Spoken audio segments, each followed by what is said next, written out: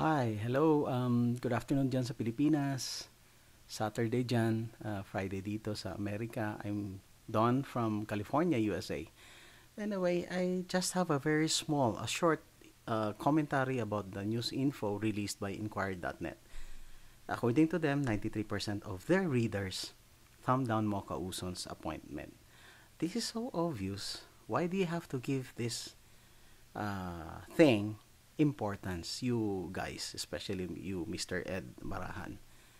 Napaka indirect, pero implied ito na actually this is a criticism na parang pinapalabas nyo na yung mga readers nyo ang nagta-thumb down. Come on. Kung tutuusin, honestly speaking, mas marami pang followers si Mocha kaysa sa inyo. Tapos, parang pinapalabas nyo na maraming ayaw kay Mocha sa appointment niya.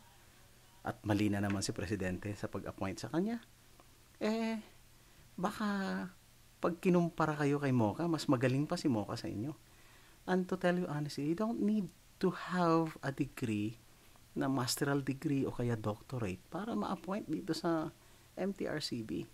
What is important actually in public service, to tell you honestly, the most important thing is a person's heart. Yung pagiging seryoso na maging public servant. Hindi yung isang tao na mayroong masteral degree, kung ano-ano mga tinapos, kasi minsan yan pa ang mga tamad at hindi malapitan ng mga tao. So, itong si Mocha meron siyang qualities na katulad niyan, na napakalapit sa tao. Talagang seryoso magsilbi. At totoo lang ang sinasabi, hindi yung tinitwist yung issues, hindi yung kasinungalingan. Well, I'm pretty sure somebody is behind this news info na nirelease nyo. Meron na naman kasi alam naman natin maraming galit kay Mocha because the reason being Mocha is one of the reasons why President Duterte, then Mayor Duterte, got elected. Doon na lang sa Hong Kong yung concert nila na halos agawin ng LP.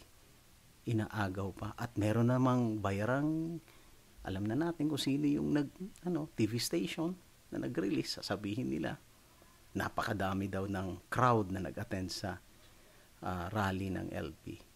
Kaya inilabas ang katotohanan nila Mocha na sobrang dami yung sa kanila at yung isa nilalangaw. Tsaka itong si Mocha, hindi bayaran to, hindi nagpapabayad. And to tell you honestly, she doesn't even know me. The reason being why I am giving commentary, kumbaga parang mga isang opinion, dahil nakakagigil naman kayo, wala nang ginawang tama ang Duterte administration. Puro kayo criticism. You just have to imagine that if you will just support President, give him a chance, President Duterte, give him a chance na mapatunayan. Kasi he's been doing great already. For the past 6 months, ang dami nang nangyari. Ang daming pagbabago na gawa. Kaya, pwede ba? Instead of criticizing, support him. And then let's see. Kung talagang pumalpak, doon tayo. I myself will criticize him kung talagang may mali. But give him a chance first. Yung appointment ni Mocha, hindi naman kailangan to ipaglantaran ng na parang i-criticize nyo pa. My goodness.